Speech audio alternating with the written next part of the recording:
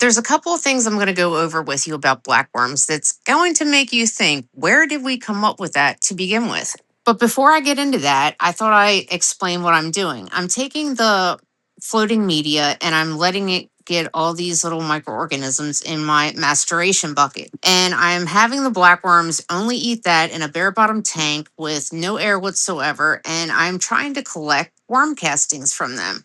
Just like any other worm, they release waste in the form of casting. So I want to try to get some to try to analyze it to see the carbon and nitrogen ratio. One of the things I want to go over is, why do we have this assumption that blackworms need a tremendous amount of oxygen?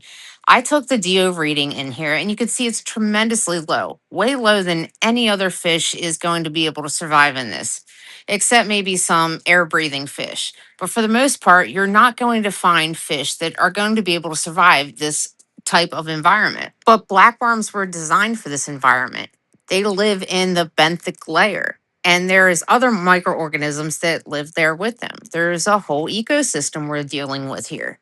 And it's all revolved around absolutely no oxygen. This is the oldest culture I have going to date. I just put that in there about 6 months ago. I had it in another tank and I switched it over.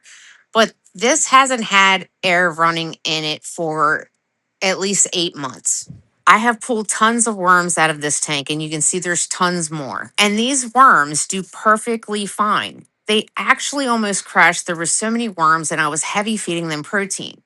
I stopped for about a week. I started feeding them molasses, which I'm actually feeding the system, not the worms.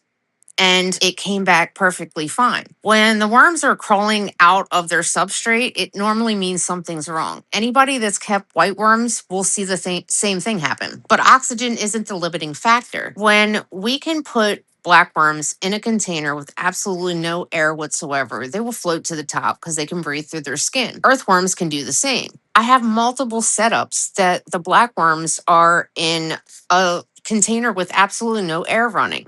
And the dissolved oxygen in all of these are below 2, some almost 0. So, how exactly are they surviving in this? I can feed them high protein foods in this, and they are perfectly fine. Well, there's a couple things happening. And like I said, blackworms were built to live in this environment. Blackworms are found in nature in marshes and wetlands with zero oxygen. So, again, that brings me back to my question.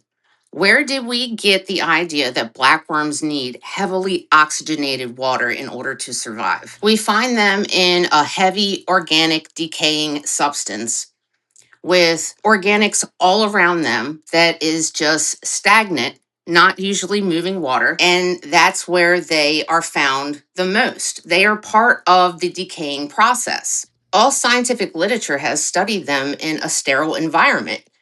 I believe that's been giving us wrong data about blackworms. This is the worms in my maceration bucket that got there from hitchhiking on the media that I'm transferring back and forth. This almost mimics how you would find them in nature. They are in an almost zero oxygen environment, but that doesn't stop life.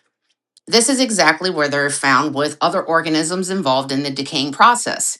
It's actually teeming with life, but just teeming with life that can handle zero oxygen. So, how did we go from finding them in an environment like this to putting them in a container, changing water daily or multiple times a day, and high oxygen rates? In order to understand blackworms, we have to understand the microbial loop around them. That's extremely important. We have to shift our thought process away from just caring for blackworms and realize we are building aquatic compost to support blackworms. If we just focus on that, blackworms will take care of themselves.